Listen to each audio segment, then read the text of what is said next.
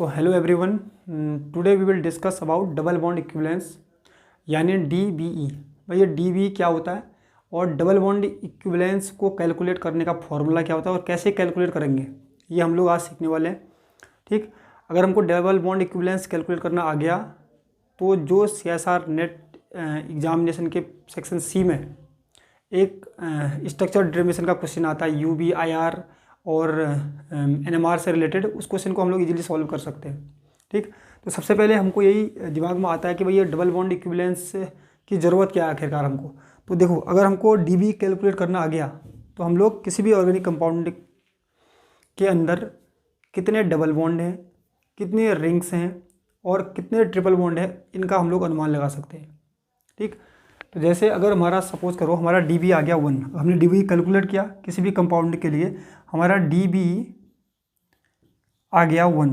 इस 1 का मतलब क्या है कि भाई कंपाउंड है, कंपाउंड के अंदर हो सकता है एक डबल बॉन्ड हो, क्योंकि एक डबल बॉन्ड के लिए DB 1 होता है, या ऐसा भी हो सकता है कि कंपाउंड के अंदर रिंग लाइक स्ट्रक्चर हो। ठीक, तो हो सकता है कि 1 डबल बॉन्ड हो और हो सकता है कि 1 एक रिंग स्ट्रक्चर हो कंपाउंड के अंदर। ठीक, ऐसे अगर हमारा DB आ गया 2 आ गया तो इस 2 का मतलब क्या हुआ कि हमारे पास ऑर्गेनिक जो कंपाउंड है हमारा जिसमें DB 2 आ रहा है, इसमें हो सकता है कि 2 डबल बॉन्ड हो और हो सकता है कि 2 रिंग हो और ऐसा भी हो सकता है कि एक रिंग हो एक डबल बॉन्ड हो। ठीक, जैसे 2 डबल बॉन्ड भी हो सकते हैं, ठीक, 2 रिंग भी हो सकती हैं,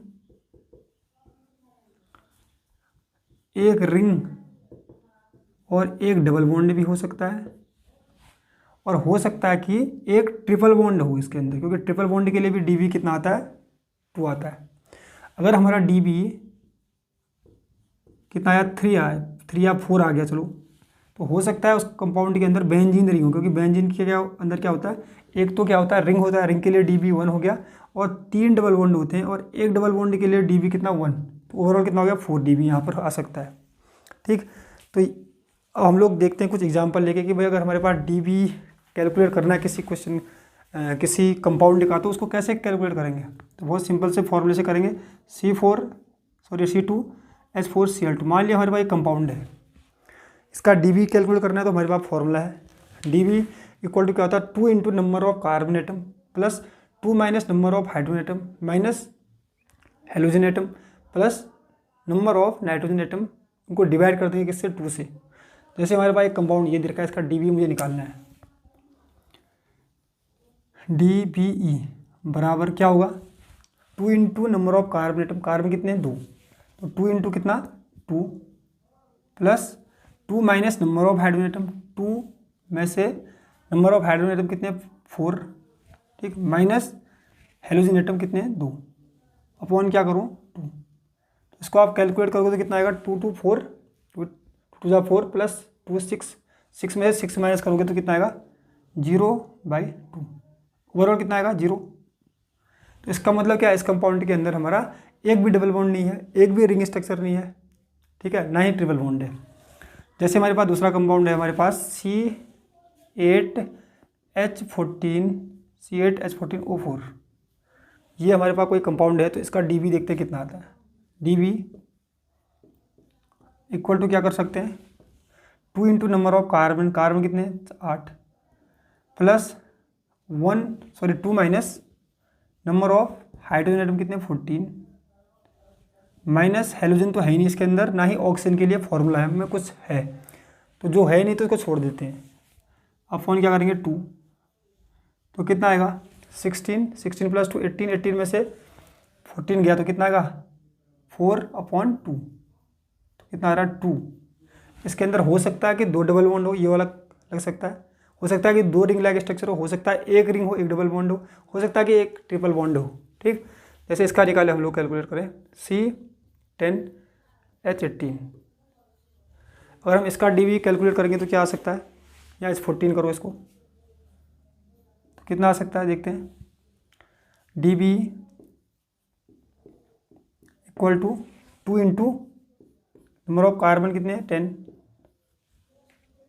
plus 2 minus number of hydrogen कितने 14, और तो कुछ है ही नहीं, तो अपॉन 2, जितना है उतने से काम चल जाएगा। कितना आया हमारे पास यहाँ यहाँ पर कितना है 20 कितना हो गया 22 14, तो क्या आएगा 8/2, कितना आया 8/2, तो हमारे पास 4 dB आ गया इसका, कितना आ गया 4 dB आ गया। ठीक, ऐसे हमारे पास एक कंपाउंड और है, मान लिया, एक तो इरेज कर दूँ।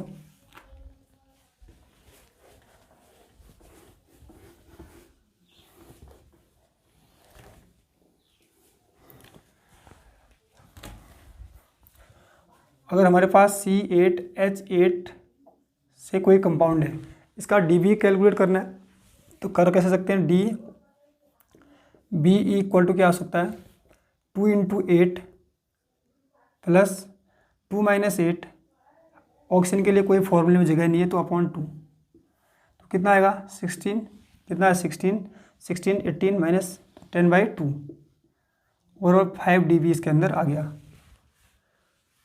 ठीक, अगर हम कितना C6H7N के लिए कैलकुलेट करें dB, ये एनिलीन है, ठीक, ये एनिलीन है, तो इसके लिए dB अगर हम कैलकुलेट करें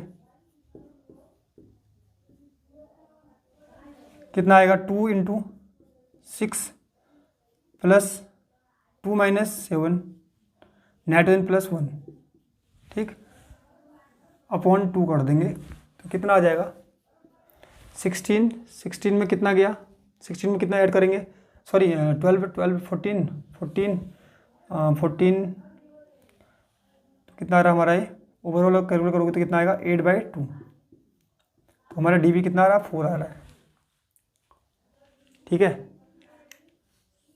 ठीक, तो ऐसे हम लोग dB कैलकुलेट कर सकते हैं। अगर हमको dB का तो पता चल गया भाई ऐसे कैलकुलेट करना है करके, अब हम लोग जो ऑर्गेनिक कंपाउंड के स्ट्रक्चर डिटर्मिनेशन करने पड़ते हैं, उनको हम लोग कैसे कर सकते हैं उसके बारे में देखते हैं।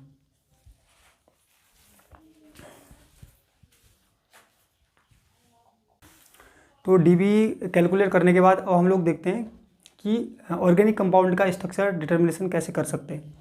तो ये हमको मॉलिक्यूलर फार्मूला गिवन है और ये कुछ इसका डाटा गिवन है, इनकी हेल्प से हमको स्ट्रक्चर, इस ऑर्गेनिक कंपाउंड का स्ट्रक्चर पता करना है। तो सबसे पहला स्टेप वही होता है कि हम लोग dB कैलकुलेट कर लें। dB क्या होता है आपको पता है, 2 × number of carbon atom plus 2 - number of hydrogen atom plus क्या होता है, sorry minus halogen atom minus nitrogen atom, ये ऐसा है फॉर्मूला, अपॉन क्या 2। तो इसको देखो कितना है इसमें, इसका dB कितना है 2 × 8 + 2 - 14, और तो कुछ ज़रूरत है नहीं, ऑक्सीजन तो यहाँ पर है नहीं तो उसको रखेंगे भी नहीं, तो इतना आएगा 16 18, कितना आएगा 4/2, मतलब जो dB हमारा आया वो कितना आया हमारा 2। 2 dB से क्या इंडिकेट हो रहा है कि भाई इसके अंदर एक डबल बॉन्ड हो सकता है, ठीक, 2 डबल बॉन्ड हो सकते हैं, 2 डबल बॉन्ड हो सकते हैं, ठीक, 2 रिंग हो सकती हैं, और ऐसा भी हो सकता है कि एक डबल बॉन्ड हो, एक डबल बॉन्ड हो और एक रिंग हो, ऐसा भी हो सकता है। और एक पॉसिबिलिटी और बनती है कि इसके अंदर एक ट्रिपल बॉन्ड हो, क्योंकि dB 2 आता है तो एक ट्रिपल बॉन्ड हो सकता है, तो ये पॉसिबिलिटी है हमारे पास। ठीक, इनकी हेल्प से देखते हैं। तो सबसे पहले क्या बोला है, एट 1.3 ppm ट्रिपलेट आता है। 6 हाइड्रोजन के कारण एक ट्रिपलेट आ रहा है। 6 हाइड्रोजन के कारण ट्रिपलेट कब आ सकता है, जब मॉलिक्यूल के अंदर इस टाइप का स्ट्रक्चर हो, CH3 CH2 ऐसा स्ट्रक्चर हो। ठीक, मतलब एक तो ये हो गया CH3 CH2, क्योंकि 6 हाइड्रोजन बोला या तो हमारे पास कितने अभी 3 ही है, तो 3 और लिख देते हैं CH3 CH2, क्योंकि इसका और इसका केमिकल इन्वायरमेंट सेम होगा और इसका और इसका केमिकल इन्वायरमेंट सेम होगा। तो ये 6 हाइड्रोजन है, ठीक, 6 हाइड्रोजन है, इनका जो इनके कारण क्या आएगा, एक ट्रिपलेट आएगा, क्योंकि इसके बगल में क्या है, नंबर ऑफ हाइड्रोजन एटम 2 है, तो इनका ट्रिपलेट आएगा। ठीक है, पहला तो ये हो गया। दूसरा क्या बोल रहा है, एट 4.2 ppm क्वार्टरेट। 4.2 ppm में क्वार्टरेट आ रहा है, कितने हाइड्रोजन के कारण आ रहा है, 4 हाइड्रोजन के कारण आ रहा है, मतलब 2 हाइड्रोजन ये 2 हाइड्रोजन ये, 4 हाइड्रोजन के कारण इनके बगल में देखो कितने हाइड्रोजन है, 3, तो 3 + 1 करना पड़ता है, N+1 रूल, तो क्या आएगा क्वार्टरेट। इन हाइड्रोजन के कारण क्वार्टरेट आ रहा है, इन हाइड्रोजन के कारण ट्रिपलेट आ रहा है। ठीक, अब क्या बोला, 4.2 ppm पर आ रहा है हमारा क्वार्टरेट।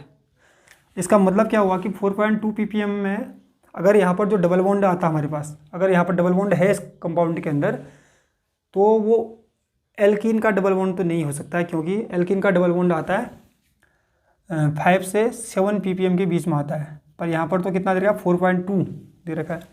ठीक, 4.2 ppm का जो डबल, देखो जो 4.2 ppm का सिग्नल कब आता है, जब sp3 कार्बन, जब sp3 कार्बन ऑक्सीजन के साथ जुड़ा हो। ठीक है, तो ये sp3 कार्बन है, ये भी sp3 कार्बन है, ये ऑक्सीजन के साथ जुड़े होंगे पक्का, तभी 4.2 ppm पर दे रहा है। क्योंकि जो sp3 कार्बन के साथ ऑक्सीजन जुड़ते हैं वो आता है 3.6 से 4.2 के बीच में आता है सिग्नल उसका। ठीक हो गया, ये हो गया स्ट्रक्चर। अब इतना तो हमको मालूम पड़ गया, इतना हमको पता है। तो इसमें से अब कितने कार्बन बचे, 4 तो यहाँ लग गए। इन दोनों को अगर हम जोड़ दें तो कितने कार्बन हो गए हमारे पास, C4H10 ऑक्सीजन 2, हमारे पास इतना है। तो अब कितना बचा इसमें से इसको माइनस करो, C4H4O2। तो ये हमारे पास अभी भी इसका पता करना बचा है हमारे पास कि ये क्या है आखिरकार।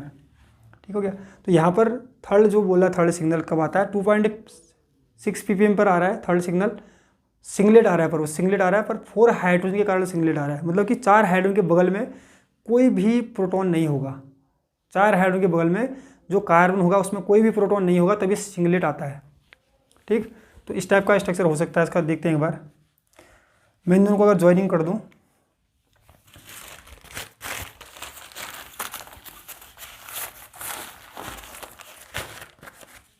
इस साइड से लिखता हूँ CH3CH2, मैंने दोनों लिख दिए, यहाँ से ऐसे लिख दिए। ठीक हो गया। अब यहाँ पर से इतना हो गया। अब यहाँ पर से हमको क्या करना है, कितने कार्बन बचे थे, 2 कार्बन, कितने कार्बन, ये एक C ये बचा था, एक C ये हो गया। ठीक, 2 डबल बॉन्ड आ रहे हैं, तो एक ऐसा डबल बॉन्ड हो सकता है, एक ऐसा डबल बॉन्ड हो सकता है, और यहाँ पर CH2 और यहाँ पर CH2, ऐसा रहा हमारे पास स्ट्रक्चर।